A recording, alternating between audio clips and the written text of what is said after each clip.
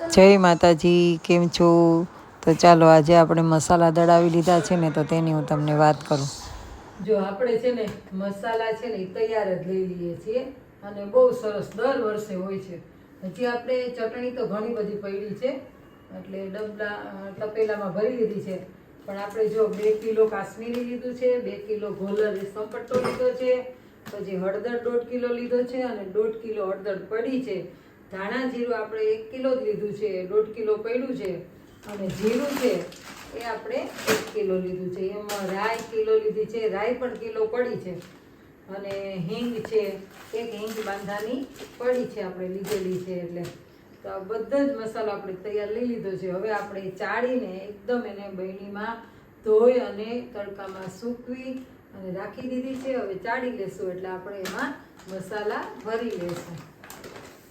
જો એમાં આવી રીતના લાલ કલરની છે એ બધી ચટણી છે, પીળા કલરની છે હળદર છે, આમાં રેશમ પટ્ટો ગોલર અને કાશ્મીરી એમ બંને 2-2 કિલો છે અને 1-1 કિલો ઉપર તો પડ્યું છે. આપણે ધાણા જીરું 1 કિલો પડ્યું છે અને 1 કિલો લીધું છે. તેમજ આ રાઈ છે એ પણ 1 કિલો પડી છે અને 1 કિલો લીધી છે. હિંગ છે એ પણ 1/2 કિલો ઉપર પડી છે બાંધાની અને બીજી છૂટી પડી છે, તો પણ આપણે લઈ લીધી છે. એવું ઝીણું મોટું ઘણી બધી વસ્તુઓ લીધી છે, વરિયાળી ને બધું, રાઈના કુરિયાન, મેથીના કુરિયાન, પણ એ બધા હજી અલગ પડ્યા છે. તો આવી રીતે બધા જ વરસના મસાલા છે એ હવે ચાળીને એકદમ આપણે ભરી દેશું એટલે જરાય બગડવા પણ નથી. કોઈ દિવસ અમારી બગડતા જ નથી અને છેક સુધી આ મરચું છે એ ખૂબ જ સારું રહે છે અને અમે તૈયાર જ લઈએ છીએ, એટલે કે ત્યાં દળતા જ હોય છે. જો આપણે મસાલા બધા જ ભરાઈ ગયા છે. આ તો ગોળ કેરી છે, આમાં ધાણા જીરું છે, આ હિંગ છે, પછી બાંધાની હિંગ આમાં રાખી દીધી છે, આ જીરું છે અને આમાં પણ જીરું ભર્યું છે. તેમજ આ 1.5 કિલો હળદર છે અને આ કિલો હળદર છે. આ 2 કિલો ગોલર રેશમ પટ્ટો છે અને આ કાશ્મીરી છે 2 કિલો અને આમાં પણ છે ને ધાણા જીરું ભર્યું છે.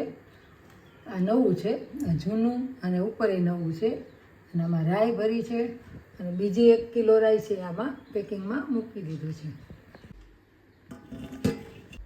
અને જૂનું મરચું જો આપણે આમાં ભરી દીધું છે. આ રેશમ પટ્ટો છે, આ છે કાશ્મીરી છે. તો એટલું વધ્યું છે એ જૂનું છે એ આપણે પહેલાં વાપરી નાખશું. અને આ મરચું છે ને આપણે બરડિયાથી લીધું હતું, પાકમાં નાખ્યું હતું.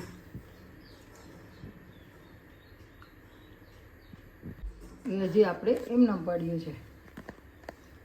હા, અમારું કાશ્મીરી અને રેશમ પટ્ટાનો કલર છે એટલે જોવા માટે પડખે નાખ્યું હતું.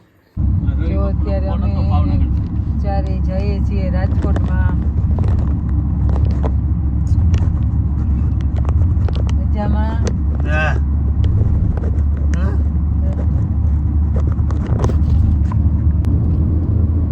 રાજકોટનો હાઈવે છે, મારા બોલુભાઈ હકાવે છે. જય અંબાજીમાં, જય દત્તર બાપુ, બરું કરજો 33 કરોડ દેવી દેવતાઓ. કેવા નાના, હા કેવા છે જો પવન ચક્કીના પાંખિયા એક.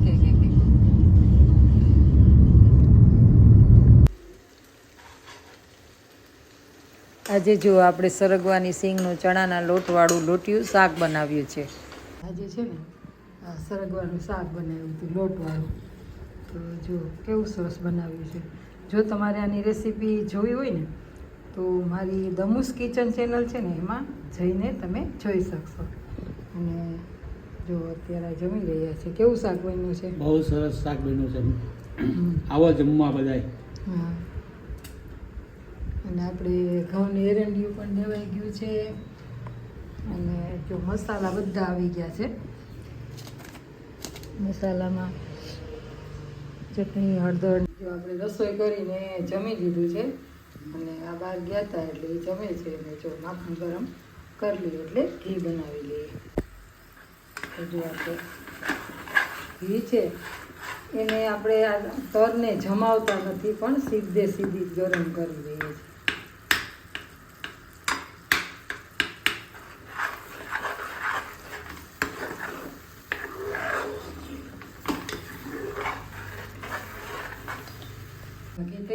ત્યારે હું તમને બતાવીશ.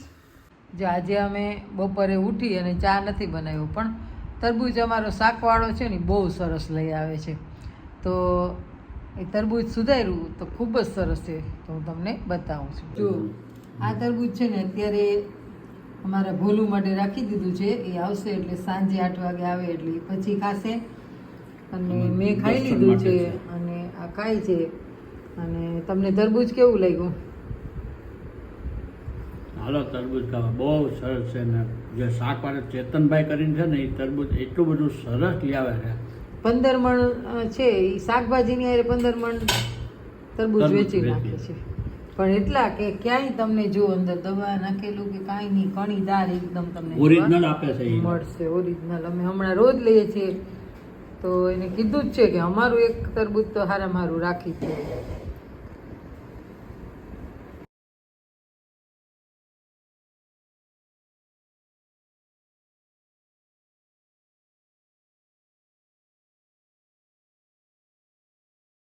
એમ કહેવાય છે ને કે ખાને કા હલવા, પીને કા પાણી और બકરી કા ચારા.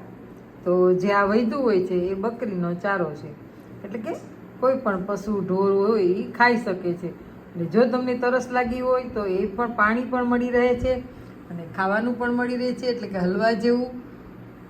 તો આ છે તરબૂચ. અને મેં તમને કીધું હતું ને કે ઘી જો કેવું સરસ થઈ ગયું છે, બતાવતા ભૂલી ગઈ હતી. તો જો હવે જામવા લાગ્યું છે. શિયાળો હોય તો અત્યારે જામી ગયું હોય. આમાં ઘી બનાવી લીધું છે, નીચે જામી ગયું હોય પણ ગરમ પાણી નાખીને ઉકાળીને બધું કાઢી લીધું છે, એટલે કામવાળા બેનને ઉટકવામાં પણ સરળતા રહે.